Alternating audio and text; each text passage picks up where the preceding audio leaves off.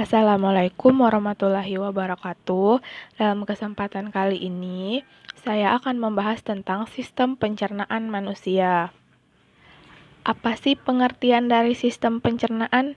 Sistem pencernaan adalah proses sekelompok organ dalam tubuh manusia untuk memecah dan mengolah makanan demi menyerap nutrisinya.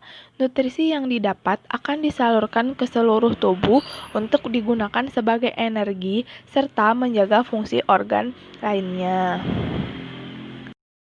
Apa saja organ pencernaan itu? 1. Mulut. Mulut merupakan pintu gerbang saluran pencernaan manusia. Saat kita mengunyah, proses pencernaan makanan sebenarnya sudah dimulai. Saat masuk ke mulut, gerakan mengunyah akan mengubah makanan menjadi partikel yang lebih kecil. Di sebelahnya terdapat gambar mulut. Kedua, ada tenggorokan. Organ yang dalam bahasa medis disebut faring ini merupakan jalan yang digunakan makanan untuk menuju esofagus. Saat makanan yang sudah hancur masuk ke tenggorokan, ada dua kemungkinan yang bisa terjadi. 1. Makanan bisa melewati jalur yang tepat, yaitu esofagus, untuk menuju ke lambung. 2. Makanan masuk ke jalur nafas, yang akan membuat kita menjadi tersedak. Di sebelahnya terdapat gambar faring atau tenggorokan.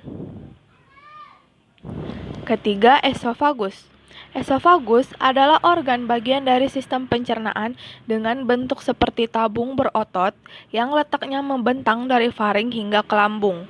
Melalui suatu mekanisme gerakan meremas yang dinamakan gerakan peristaltik, esofagus akan mengantarkan makanan menuju ke lambung. Di sebelahnya terdapat gambar esofagus yang berwarna merah. Yang keempat ada lambung. Selain menyimpan makanan, lambung juga berperan dalam mencampur dan menghancurkan makanan menjadi bentuk yang lebih mudah diserap. Fungsi tersebut dilakukan enzim dan asam yang diproduksi lambung saat makanan menuju ke organ selanjutnya setelah lambung. Konsistensi atau bentuknya sudah menyerupai pasta atau cairan. Bisa dilihat di sampingnya terdapat gambar lambung. Selanjutnya, yang kelima, ada usus halus. Dari lambung, makanan menuju ke usus halus. Di usus halus dibagi menjadi 3 bagian. Yang pertama, usus 12 jari atau duodenum. 2. Jejunum. 3. Ileum. Duodenum ini bertugas untuk terus memecah makanan dan terus mengolahnya. Di jejunum dan ileum berperan agar nutrisi yang ada pada makanan bisa diserap oleh tubuh. Nah, di usus kecil juga terdapat gerakan peristaltik yang akan menggerakkan makanan dan mencampurnya dengan zat-zat lain. Di sampingnya terdapat gambar duodenum, jejunum, dan ileum. Keenam, ada usus besar. Setelah itu, makanan akan menuju usus besar. Disinilah makanan yang masuk adalah sisa-sisa dari pencernaan dan akan dipindahkan menuju ke rektum, lalu ke anus. Namun, air yang terdapat di sisa-sisa tersebut akan dihilangkan, sehingga konsistensi atau bentukannya lebih padat. Sisa makanan tersebut akan terus berada di usus besar hingga ada gerakan yang memicu pengeluarannya dari rektum.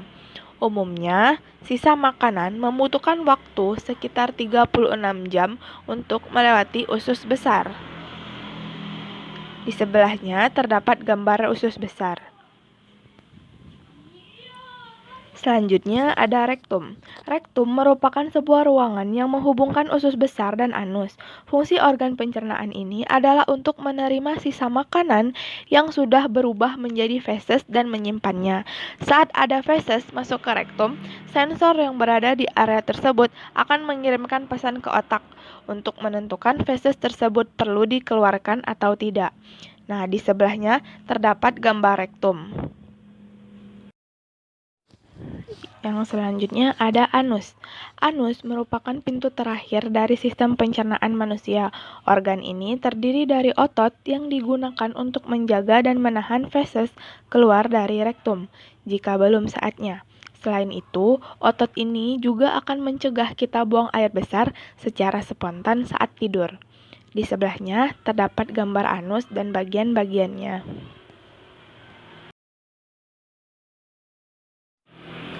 Terus, selanjutnya, penyakit apa saja sih yang bisa menyerang sistem pencernaan?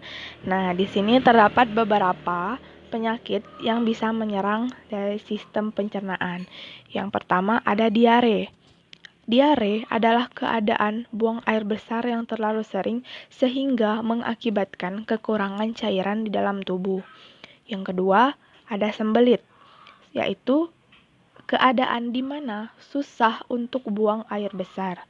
Nah, di sini untuk mengatasinya kita dianjurkan untuk memakan makanan yang mengandung banyak serat. Ketiga, sakit mah ialah luka yang terjadi pada lapisan lambung. Nah, biasanya sakit mah ini disebabkan oleh banyaknya kita terlalu sering mengkonsumsi makanan yang bersifat asam, pedas, dan sebagainya. 4. Ada usus buntu. Terjadi jika lubang yang menghubungkan usus buntu dengan usus besar tersumbat.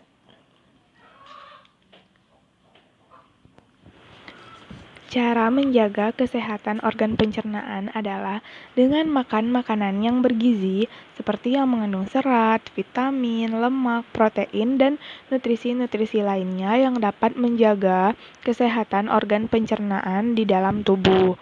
Yang selanjutnya, berolahraga secara teratur. Dengan berolahraga, bergerak, beraktivitas, itu dapat juga membantu kesehatan organ sistem pencernaan manusia. Ketiga, mencukupi konsumsi air setiap hari.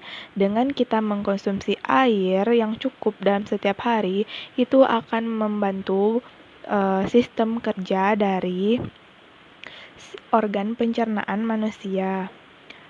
Yang terakhir, makan sesuai jadwal.